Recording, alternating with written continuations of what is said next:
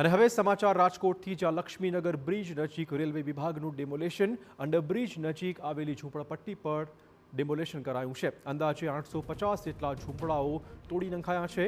Railway અને સ્થાનિક police તેમજ અધિકારીઓ દ્વારા ચુસ્ત પોલીસ બંદોબસ્ત વચ્ચે આ ડેમોલેશન કરવામાં આવ્યું હતું.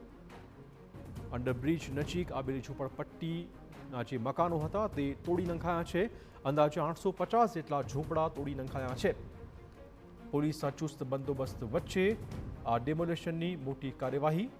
અગાઉ જંગલેશ્વર વિસ્તારમાં પણ ડેમોલેશન કરાયું હતું, ત્યારે આજે રાજકોટના લક્ષ્મીનગર બ્રિજ પાસે આ ડેમોલેશનની પ્રક્રિયા શરૂ કરાઈ છે. વધુ વાત કરવા જોડાશે અમારા સંવાદદાતા મોહિત. શું વધુ અપડેટ?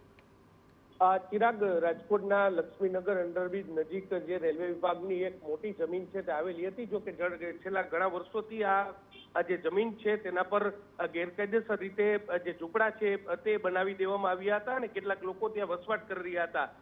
આજે જે રેલવે વિભાગ છે તેમના દ્વારા અહીં જે ડિમોલેશન છે તે હાથ ધરવામાં આવ્યું છે.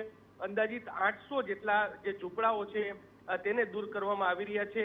કોઈ પણ પ્રકારનો અનિચ્છનીય બનાવ ન બને અને કાયદો અને વ્યવસ્થાની સ્થિતિ ન જોખમાય તે માટે જે મોટો પોલીસ બંદોબસ્ત છે તે પણ ગોઠવવામાં આવ્યો છે. રેલવે વિભાગના અધિકારીઓ, આ ઉપરાંત જે રેલવે પોલીસ અને સ્થાનિક પોલીસ છે તે હાલ ત્યાં બંદોબસ્ત છે તે કરી રહ્યા છે અને શાંતિપૂર્ણ માહોલમાં ડિમોલેશનની કામગીરી છે તે ચાલી રહી છે. ધન્યવાદ મોહિત, તમામ જાણકારી બદલ.